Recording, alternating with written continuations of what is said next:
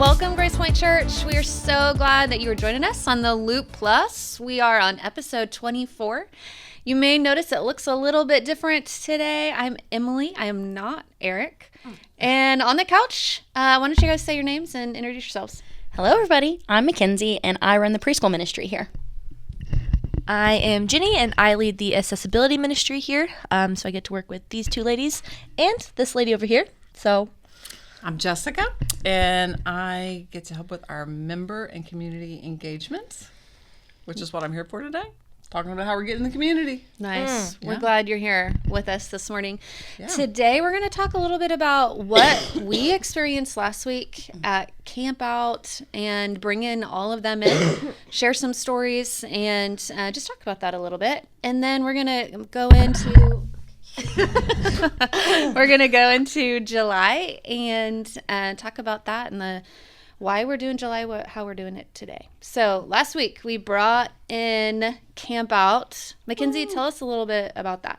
Yes, so last week we had over 200 kiddos attending our camp here at church. So we hosted Kanakuk KampOut for the 5th time. Is that right? Yeah. For the 5th time this summer. It's always the second week of June, so go ahead and put that on your calendar for next summer. We're so excited.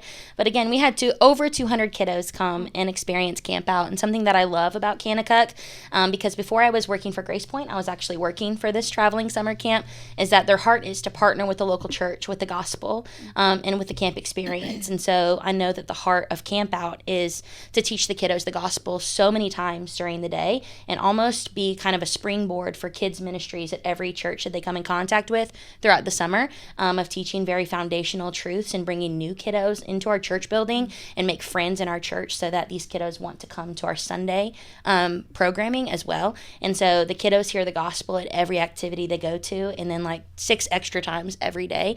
And so as a church, we got to host Kanakuk KampOut for a whole week. We got to see some really cool church families open up their homes to host these staff members for a week. And I think all of our host homes were returning host homes, which is so fun. And they look forward to it every summer.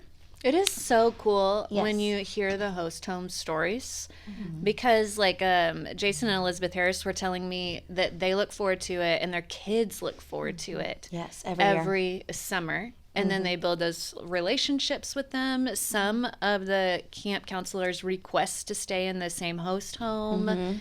It's just really sweet, the relationship. And then the kids at those homes see their parents like serving, see their parents helping the staff. And I feel like it makes a difference. Oh, for sure. To see your parents be involved in any way. We also have some awesome volunteers from our church family that come and serve the lunches, or cook the lunches, really, for all of the staff members. Yeah, they cook a full lunch. They Full spare lunch. nothing. Right. That We peach spoil cobbler. them. That We spoil them. peach There's cobbler. actually I'm telling joke. you, shout out Lindsay and Lindsay. I know. right. The Lindsays are awesome. Lindsay Reddick, Lindsay Ferguson. Shout Every year, out the CampOut Liz. staff tell me they're like, Mac or Mackenzie, every time we come to Grace Point, we joke about how we're going to gain a Grace Point 15. And they like warn the staff members about it because we feed them so well and spoil them so well. So it is a really huge blessing to invite Kanakuk to our church every summer, and hopefully continue to do that, and welcome even more kiddos next summer. So. Yeah, I think it's such a great thing for especially our younger kids, Right. that aren't going to want to go spend the night at an overnight camp, but come be able to have the camp experience, be able to be used to counselors pouring into you.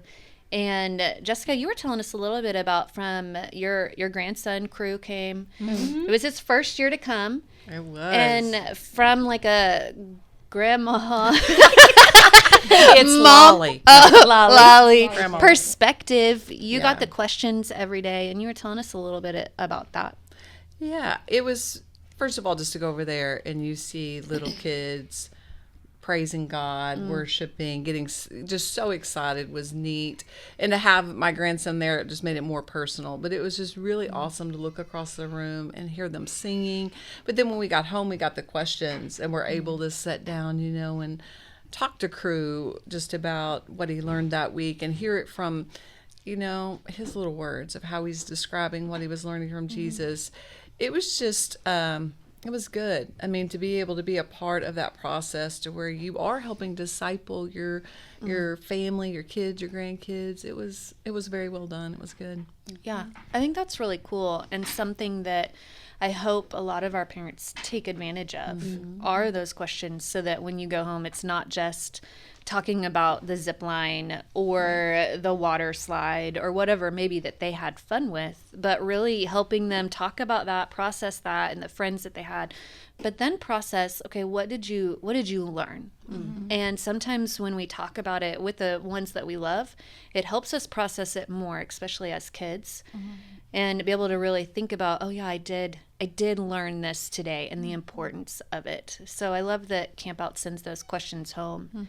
And something we honestly try to do on a Sunday morning as well, but it's important, and that's the start of discipleship and getting into those rhythms as a family. Maybe you're not into that rhythm of doing that, and this is a great, like, hey, we're going to start it every day. It's a good kickstart to that rhythm. Right. Jenny, you had some kiddos come and be supported. Tell us a little bit about that, because that was super exciting. Yeah, so I joined staff, I guess 2.5 years ago, and I remember the first year kind of being like, how can we make this camp accessible for all of our friends here at Grace Point? Just because, like, you're seeing all the fun that kids are having. I want everyone to be a part of it and have the opportunity to build relationships and learn the foundational truths of the gospel. And so last year was our first year of implementing a buddy system, where it's our volunteers who take time out of their week.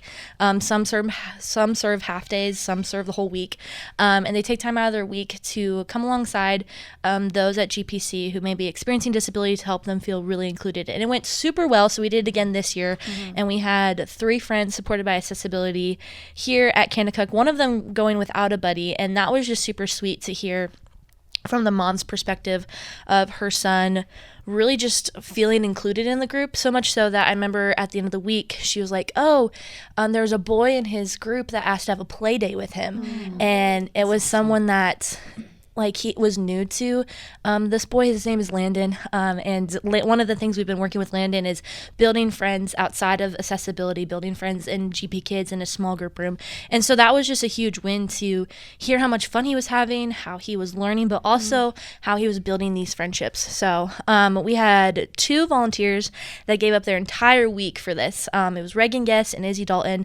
They are, shout out. I mean, huge shout out. They did amazing, and those 2 girls just have such a huge heart for disability ministry, and maybe not even in like a Grace Point context. They just have a heart for inclusion, and so much so that they both took time off from their week and came to serve at the church. And that was just so special too. And for me, like, I love the newness of Kanakuk, because you're like, okay, it's not your normal Sunday routine. You're like, okay, how can we make this better? How can we make this more inclusive? Can we try this? Let's try this, whatever. And so to also have people who are just as passionate about that serving alongside you is a game changer. And especially for those 2 girls who I've really been focusing on building up in ministry and trying to let them see, like, hey, what you're doing right here, like, you're gifted in this, and here's how you can continue to grow in that as you go on. So that was just super special, and they had a blast doing it, and I'm just really thankful that Kanakuk lets us try new things and break down different barriers in order to make sure that every kiddo gets to experience the fun that we have here at Kanakuk. Also, a huge win is when counselors who are hired by Kanakuk may not be super familiar with the disability world, but when they get to kind of learn from the buddies and learn from those in their group that have a disability and be like, okay, I've never been around this before. Like, it's that uncomfortableness, and when they choose to step forward in the uncomfortable, to me, that's also a huge, like, Holy Spirit at work moment in their lives, because if most of these kids are considering doing something ministry related, and so it's teaching them to, like, hey, you're going to have these families in your ministry no matter where you go, and so how can you begin to, like, just plant those little seeds of inclusion in their hearts. That's also super special. And I got to have some good conversations with counselors this week about what I do, what the heart of accessibility is, about the kids in their group and what they can be doing. So I love Kanakuk for that reason, because we really get to open the doors wide open for the sake of the gospel. So And Mackenzie, correct me if I'm wrong, but I think Grace Point is the only church that does that with Kanakuk and partners with Camp Out to be able to do that. So shout out to you, Jenny, and your ministry for making that a priority. I remember the first year you were here, we were sitting there dreaming about how it could happen and how you could do it. And then the next year you just went off and did it. And it was pretty sweet to see. Yeah. Jimmy, who's on leadership there, I remember we had a lot of conversations. And that was also cool for me to talk to them about it and then be like, how can we implement this at other campouts or at base camp or things like that. And so I just love to get to dream about disability ministry with other people and bring them into the mission. That really is the mission of all of us. So it's been such a blessing to get to work with them. And then Jimmy was here again this year and got to catch up with him on that. So I'm just really thankful for that, for sure. Yeah. That's awesome. Definitely the way that Jenny runs her ministry here is something that Jimmy, who she's talking about, the director of Camp Out, has like watched and learned from Jenny in order to do similar things at other Camp Out trails, which is really cool. But you're right, Jenny was the first one. Our church was the first one to work with Kanakuk to make sure that the gospel in camp, the camp experience, was accessible to all, which is really cool. And so now I think this year maybe some other churches got to experience that, but Grace Point started it because of Jenny's heart for ministry and these kiddos, which is so cool. Nice. Yes. One thing that I thought was cool, just a parent was telling me about how the preteen nights that we've done all throughout the year, their kids came, and every month we've done them, and because their kids came and they've done something like that, they built those friendships in their grade specifically, and then they were all in the same tent at Camp Out, and because of the preteen nights and the fun and kind of doing something like outside of a Sunday morning, then they came to camp, and that just helped deepen their relationship with each other even more, which is really awesome because a lot of those, this was a girls particular, they're going to be sixth graders going into seventh grade, going into our student ministry, and we know how important it is for a deep friendship going into the student ministry, and I know that that's our heart, so that when they get in our students, it's familiar, we're with familiar people. And then, you can go deeper in your walk with God. Yeah, I don't think that discipleship can effectively happen without relationship. And so I think that while sometimes it's like, okay, like they're building all these friendships, it's such a long game that we're playing all the time. And I think that we can't just expect all the things to happen in 1 week at Kanakuk, but the little pieces of okay, they're deepening their friendships, they're deepening their understanding of the gospel, which can take them to so much more in their walk with Christ. But I think that if we're missing that relationship aspect, I mean, you think about us, we like to study the Bible, but I prefer to study the Bible and talk about the real things with people that I know and that I'm in relationship with. Yeah. Obviously, I think there's some wisdom in just having transparency in your church body no matter what, but it's when you have those deep relationships in our lives, I think we could all talk about those who impacted us. And so we want to start that from a very early age and not just wait until they're adults, because kids can have relationships too. So. Right. So I think that that's an encouraging thing for our parents to hear of. It is important, even if your kids are hey, I don't have any friends, it's important to take them or sign them up to the things that we do offer so that they can help build those friendships, so that then they can deepen. It's important to walk with them at home, whatever we're studying, or have that Bible study with them at home specifically, because both those things can help shape your children, I think. Something else that we're trying to do to help shape your children, did you like what I did? Is in July, we're kind of trying to do a little bit differently and have our kiddos go into service with their parents. And I know this might scare some parents because it's a little bit different than how we're used to doing things.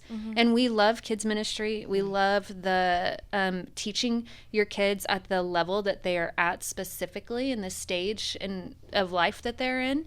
But I also think it's so important for our kids to see their parents and see other adults worshiping and all the things that we're teaching them. We want them to stand when we worship because that's what we do and that's how we respect God. And we want to stand when we sing. And we say these things to help teach them, but then to go into the main service with your parents, and your parents automatically already do that. So to see that, to see your parents opening their Bible and reading God's word, to listening to the sermon, there's so much that can be taught through just watching your parents and how they worship. Mackenzie, I know that that's a whole part of your testimony and your story of watching your mom read her Bible every day. Right. So that's our heart for July. And the series that we're going to start called the Shaped series. Jess, we're doing it one service. Tell us a little bit more about your kind of heart in that. I think that one of the beautiful things about July is that we are going to come together as a church family. Like, it's just, I mean, you know, when you have two services, obviously we're separated with that, but to come together through the month of July, just especially where we are in this season, I think it will just be very powerful for all of us to be in one room, and the kids too. Yeah. You know, for just the whole body to be there. So I'm looking forward to that, and experiencing that as a church. And the part that I play is on July 13th, we're going to do, right after the 9:10 service, we're going to do an all-church serve. So we'll just come out of worshiping together to now we'll go serve together. And I hope a lot of you were a part of that last year. And so it's going to be a lot the same as far as the setup. But this year we're partnering with the Samaritan Community Center. And one of the programs they do throughout the school year is they provide after-school snacks for kids who don't have a lot of food.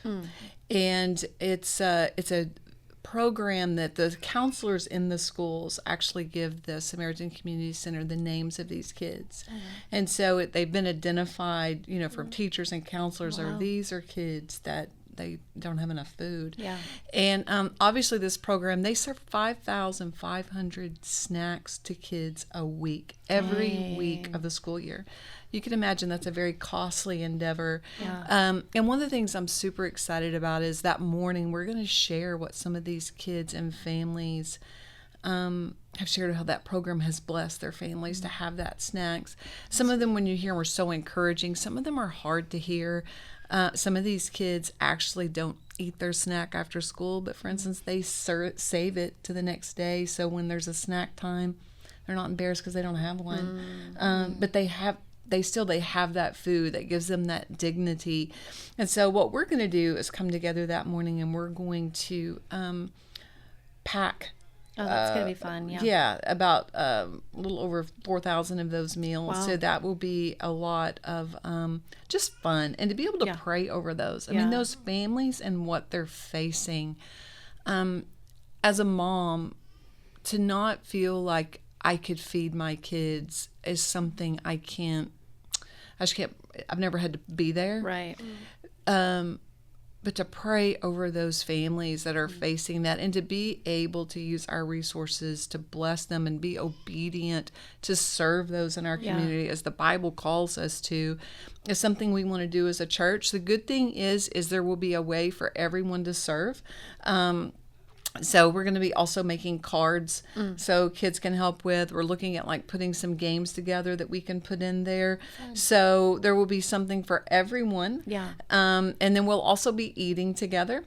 So it'll just be everybody. We're going to ask you to bring your favorite big bag of chips, whatever your favorite chips are. Look out. I know. And How many Funyuns are we going to get? Oh, Yeah. goodness. Oh my gosh, my daughter's favorite was Funyuns. Anyway, side trail there. I know, but anyway, it's gonna be a really powerful morning, I think. So yeah. Well, and it's so cool because our kids and our students will be able to do that too. And so to be able to do that as a whole family is, I think, it was a lot of fun last year. I remember. Yeah, and just powerful. Yeah. To do it as a family, and then to do it as a church family as well. It was powerful. Yeah. But because we are going to just one service, then it does allow us to do things like that. It also is something that we're going to offer preschool ministry. Jenny, you're going to offer accessibility ministry. So it's a definite, hey, let's come together and help in those areas. Because I know some of you are struggling with getting some volunteers. We're going on vacations. We're doing things. But Mackenzie, I know you talked about how it is important that we still serve in preschool and teach them as well. Definitely. If you are looking for a place to serve during the month of July, I know we only Or have... just in general, right? Or, yeah, in general. I would love to have you serve with me in the preschool hall. We serve babies all the way through 5-year-olds every month except July. We have 2 gatherings, obviously, but in July, I recognize that serving and volunteering in preschool ministry means you got to wait to watch the service till after church. And so, but if that is something that you feel the Lord calling you to, I would love to have you join my team for July and then for the rest of forever. Yeah. Which I think is it's honestly it's a huge prayer request on our hearts right now.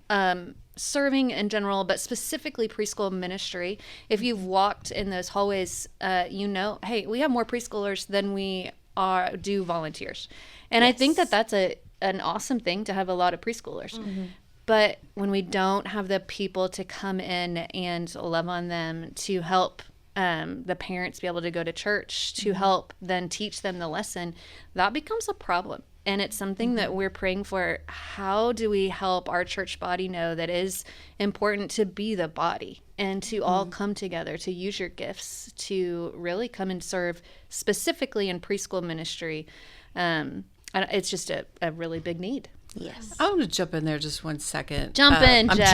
jumping. Please do. I'm jumping. Because we're talking about one service. I've been here at the church as a member about 21 years. And so when I first came, it really was one of those things that it was kind of expected that you serve wherever your kids were. And if I'm being honest, I stayed at home with my kids. And so coming in on Sunday morning and serving was about way down here on my priority list. Like, right, I just because you're was kind like, of already, like, I just wanted some time to not, and then have everybody else's kids on top of that. I'm just Right. like, I'm just being real. I'm just like, it was not something that I really wanted to do. But at the time, we were such a small church, we all had to take turns. And so one Sunday you would miss being out there, and we couldn't go watch it on TV. You just missed.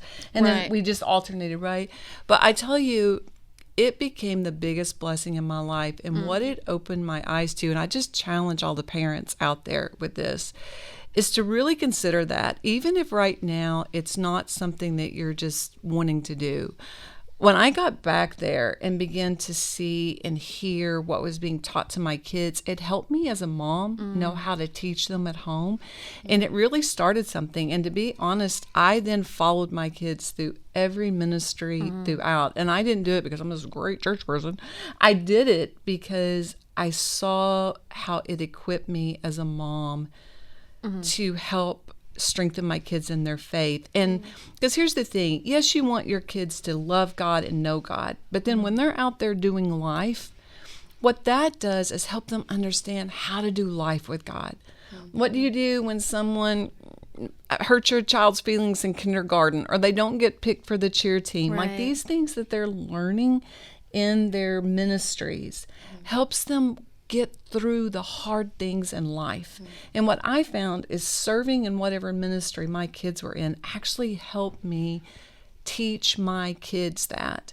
So I would just encourage you, even if you're sitting there and you're like, I really don't want to do that, I would just think that maybe that you might find that to be a blessing. And my youngest son is 18, and he literally, so I just literally got through with youth. Yeah. I followed all of them right through and just served my last year in youth, and I'm going to go to young adults now. So anyway, I just throw that out there. It's just something to pray about and hopefully to be encouraged, because I really do think you will find it changes the way you parent your child. Right. And I know, like, when Brody was little, especially in preschool ministry, without Mr. Jeff there, I wouldn't have been able to go to church. And I wouldn't have been able to, sit there while Brody was loved on by Mr. Jeff. And then I think, okay, can I be a Mr. Jeff to somebody else's family? Can I be that person? And I should be, because somebody was that to mine. Yeah. And even in student ministry, just helping come and love on my kids as different as a parent would. And I know, Jess, you've done this for multiple years, like you said, but to have those girls look up to somebody else that is able to be trusted and loved on and to disciple them is so important. And I thank you as a parent that somebody wants to do that for my children. So that's the heart of it, right? The other part of it is we want to keep your kids safe. And to be able to do that, we have to have enough people in the classrooms to do that well and to love on them and to teach them well. Jenny, I know a lot of your leaders in accessibility are students, and you've done that so beautifully. You've taken them to teach them how to serve in the church, which I think is a huge thing. You talked earlier about how you're teaching them to use their gifts for the Lord. And now some of those students are going off to college, and awesome, but it's leaving some opportunities for other people to come in and to love on the kiddos that you provide for. So tell us a little bit about that. Yeah, so I'll back up just a little bit. In terms of July, I think the heart is still the same within accessibility, that we want all people to come together and worship during the month of July. I think it's so important that we create space for every ability in every service that we have. And so we definitely will be providing some different things and doing some different things in the environment of the main worship center to try and make that an environment for all of our friends experiencing disability. However, I know no matter, sometimes it's not anything, I can't just give a resource or whatever. Sometimes the best environment for them is in a individualized space, which is our sensory room, or we have our teen Bible study that meets during our 9:10 service. And so we will still be providing that space for families. And it's the same with preschool. We're asking people to come and serve and then watch service later, which is less than ideal. I think, Mackenzie, you've always taught me and reminded me that serving is also worship. So obviously it's different. And it's, maybe get to sit down with your muffin for a little bit, but it's, for me, like... Did you say sit down with your muffin? There's no muffin sitting in the sensory room. Let me clarify. I will say... We do offer snacks. Well, I will say Shiloh and Connor Zimmerman, though, come every morning and they have their chocolate muffin before... So you still can sit down with your muffin. Yes, you have 10 minutes before kids come. You can have a muffin with the Zimmermans and some coffee. So that's not what I'm saying. But it's just a different type of worship experience. But so we are still needing volunteers to come into the sensory room as well. And obviously we have our team, but to your point, I have some really good trusted volunteers that are graduating, which is awesome. But and we are praying and sending them off well, but it is going to leave some holes in our ministry. And it's been fun, again, to... so Reagan Guess, who I mentioned earlier, is one of those volunteers, and that kind of helped Reagan see how leaders also create leaders, which I think is a good life skill to have as she enters into college, and for all of our teens going into young adult ministry. I just think that is something that's super important to teach others. So all that to say, if you would love to come and see what accessibility is all about, I'd love to have you. And please, if I could ever preach anything to people, I think a lot of people assume that in order to serve in accessibility, you have to have a background in special education or be in that field. And I would just rebuke that. I would say you don't have to. And I think what you need to have is a desire to love someone who's different than you. Obviously, there are other things that are helpful to know, but my degree is not in special education. My degree is in Bible, and my heart is in how do I love those who are different than me. And I'm learning things new all the time. Parents are teaching me things. I'm learning from my volunteers, learning from other resources that are out there. And I know that I don't have all the answers, but I think this deep desire to love and serve the families impacted by disability in our church, that's all that you need. Yeah. And the rest of it, the team comes alongside you. We come alongside parents. I'm not expecting you to solve all the problems in one day.